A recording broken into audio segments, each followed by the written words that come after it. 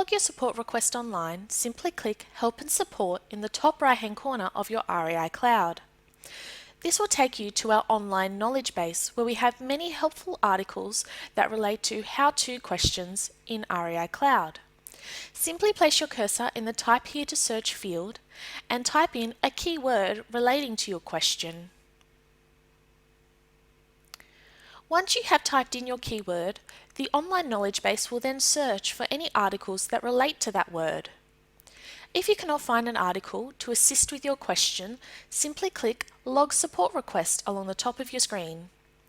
This will take you through to our online support request form. The information displayed will automatically be filled in based off your user in REI Cloud. These fields can be edited, so if you wish to update your contact details, you can do so. In the Type Subject field, simply put in a keyword relating to your question, and then in the Reason text box, type in the question that you wish to ask.